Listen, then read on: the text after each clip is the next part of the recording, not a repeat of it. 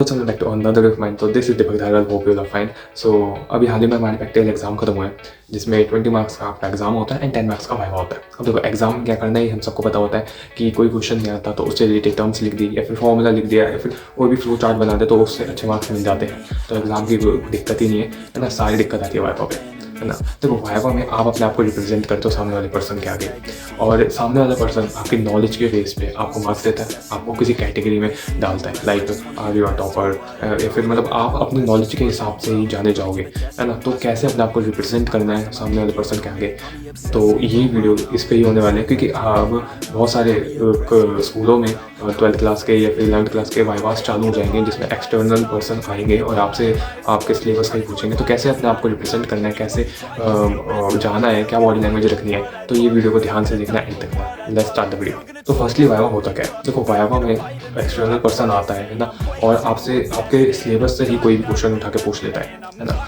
तो देखो आपको 80-20 रूल करना है। फर्स्ट टिप मेरी ये होगी कि 80-20 रूल करना। इसमें क्या होता है, जो आपका 20% पोर्शन जो सिलेबस होता है, 10-20% जो मेजर पोर्शन होता है वो 80% का मेजर रखता है। लाइकवाइज अगर जो आप अकाउंट्स का वाइवा दोगे, है ना, तो क्योंकि मैं कॉमर्स बैकग्राउंड से तो मेरे को पता है, तो अकाउंट्स का जो वाइवा लेगा तो पर्सन जो है वो कैश फ्लो से और अकाउंटिंग रेशियो से तो क्वेश्चन पूछेगा ही पूछेगा। तो ऐसे टॉपिक जिससे आपको पता है कि उससे जो क्वेश्चन पूछना है वो तो ज़रूर करके ही जाना, है ना। सो पहला पॉइंट यही है कि अपना सारा सिलेबस करने की ज़रूरत नहीं है कि सारा सिलेबस एंड टू स्क्रैच से बिल्कुल चालू करोगे, नहीं बात करना, है ना। 20% जो मेजर है जो आपको पता है कि आएगा ही आएगा वो ज़रूर करके जाना।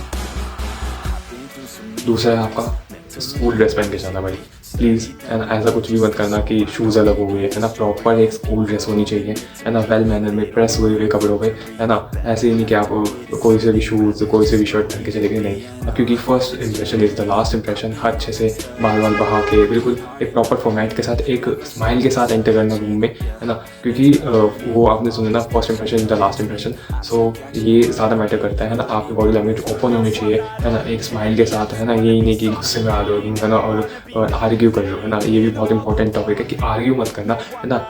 ऐसे टर्म्स यूज़ करना कि जैसे कि अब जो आपको है वो कुछ आता नहीं है तो ऐसे टर्म्स यूज़ करना कि sir I may be wrong या फिर sir I didn't revise that topic, है ना। सो ऐसे टर्म्स यूज़ करोगे तो सर को भी लगेगा या फिर सामने वाले पर्सन को भी लगेगा कि तुमने पढ़ा था लेकिन तुम भूल गए हो, फिर कुछ भी प्रेशर की वजह से तुम याद नहीं आता तुम्हें, तो वो सामने वाला भी लीनिएंट हो जाएगा। इसलिए अब जो मैं आपको बता रहा था कि जो मेरी मिस्टेक थी जिसकी वजह से मेरा 1 मार्क्स कट गया, वो थी not using technical terms. Like देखो एक क्वेश्चन था, है ना, जो कि उन्होंने कहा कि एलैबोरेट नहीं एक्सप्लेन करो कि मैं एक 5th क्लास के स्टूडेंट हूँ और उन्होंने एक्सप्लेन करो ये टॉपिक। तो मैंने उन्हें बिल्कुल ही 5th क्लास के स्टूडेंट में यूज़ करा, मतलब एक रैंडम वेरिएबल का वो था कि डिफाइन रैंडम वेरिएबल, है ना। उन्हें वो कह रहे कि मेरे को डिफाइन करो, तो मैंने उन्हें बिल्कुल ही स्क्रैच से समझाया कि सर कोई हेड टेल ऐसे समझाया, मैंने एग्जाम्पल देकर समझाया।